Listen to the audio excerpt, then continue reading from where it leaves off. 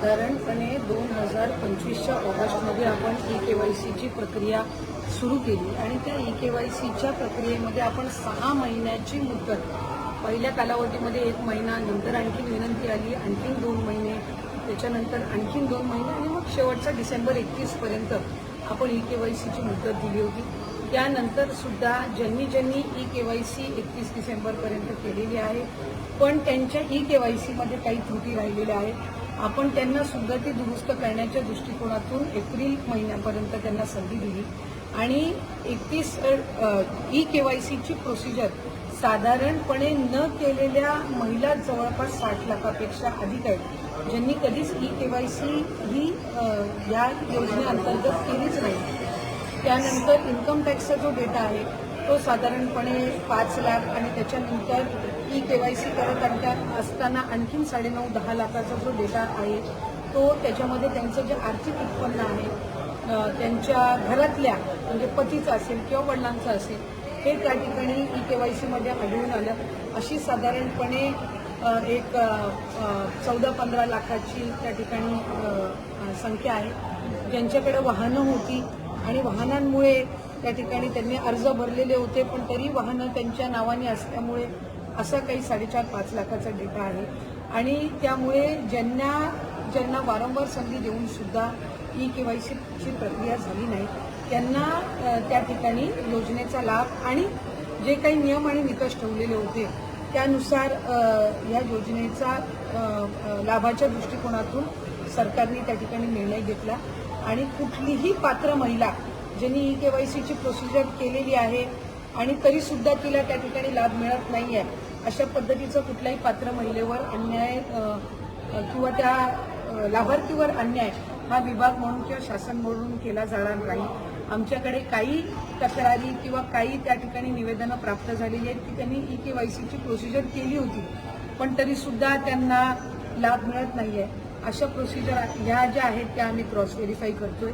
ज्यांनी संजय गांधी निराधार योजना आणि लाडकी बहीण योजना दोन्हीचे अर्ज भरलेले होते आणि दोन्हीकडूनही त्यांना जर लाभ मिळत नसेल तर त्यांना दोन्हीपैकी एका तरी योजनेचा लाभ हा देण्याच्या दृष्टिकोनातून सुद्धा जे काही क्रॉस व्हेरिफिकेशन आहे ते सुरू आहे आणि एक कुठलं तरी चॅनल माध्यमांच्याकडे आणि काही आर्टिकल्समध्ये सुद्धा आलेलं आहे की एकट्या बीड जिल्ह्यामधून 28 लाख महिला अपात्र झालेल्या आहेत. खरं तर बीड जिल्ह्याची लोकसंख्या जवळपास 30-32 लाख आहे, तर त्याच्यातल्या 30-32 लाख लोकसंख्या असलेल्यामधले 28 लाख हे कसे काय अपात्र होऊ शकतात.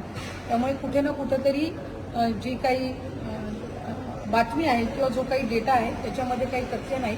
बीड जिल्ह्यामध्ये साधारणपणे रजिस्ट्रेशनमध्येच जवळपास रजिस्ट्रेशन करतानाच 6-6.5 लाख काहीतरी रजिस्ट्रेशन होतं आणि त्याच्यातल्या पात्र ठरलेल्या या सुमारे 4 का 4.5 लाख महिला आहेत आणि त्यांना लाभ हा सुरू. मुख्यमंत्री माझी लाडकी बहीण योजनेमध्ये जून महिन्याचा हप्त्याचे प्रत्यक्ष ह्या सर्व लाडक्या बहिणीने आतुरतेने वाट पाहत आहेत. त्यामध्ये आता 8 जुलैला प्रसारित झालेला जून महिन्याचा हप्ता वितरणाचा जो निधी आहे म्हणजे GR नुकताच आलेला आहे, त्यामुळे जून महिन्याचा हप्ता कधी येईल याबद्दल सर्व शंका दूर झालेली आहे. लाडकी बहीण योजनेमध्ये जून महिन्याचा हप्ता आणि जुलै महिन्याचा हप्ता लाडक्या बहिणीच्या बँक खात्यामध्ये जमा होणार आहे. प्रत्येक महिन्याचा हप्ता पुढील महिन्याच्या दुसऱ्या आठवड्यामध्ये येत असतो, परंतु जुलै महिन्याचा दुसरा आठवडा संपत आला असूनही अजूनही जून आणि जुलै महिन्याचा हप्ता आला नाही. जून महिन्यात हप्ता कधी येणार आहे आणि कोणत्या तारखेला येणार आहे याबद्दलची सविस्तर माहिती जाणून घेऊया.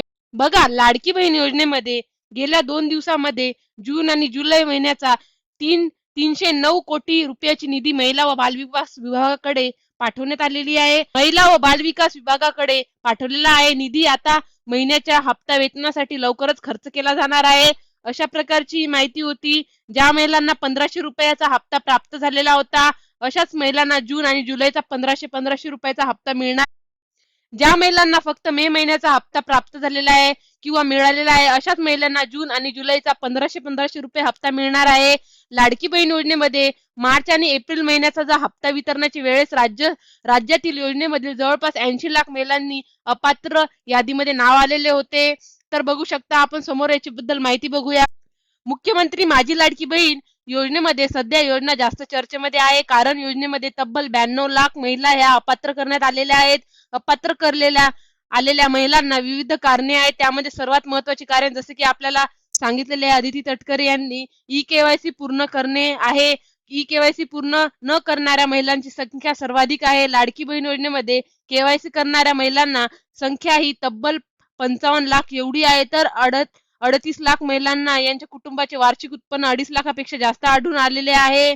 जसं की तुम्ही बघू शकता लाडकी बहीण योजनेमध्ये बीड जिल्ह्यामध्ये लाखो महिलांची केवायसी पूर्ण नाहीये. 28 लाख महिला बीड जिल्ह्यातील अपात्र आहेत. जवळपास 25 लाख महिलांना केवायसी पूर्ण करूनही अजूनही महिला व बालविकास विभागाकडून तब्बल केवायसी पूर्ण करण्यासाठी विधी देण्यात आला होता, मात्र त्यांनी हा ई-केवायसी पूर्ण केलेली नाहीये. अशा प्रकारे आढळून आलेले आहे की योजनेच्या निकषाच्या बाहेर जाऊन लाभ घेतल्याने आढळून आलेले आहे. त्यामुळे आता या महिला अपात्र होत आहेत. अशा प्रकारे महत्त्वाची अपडेट होती. धन्यवाद व्हिडिओ शेवटपर्यंत बघितल्याबद्दल.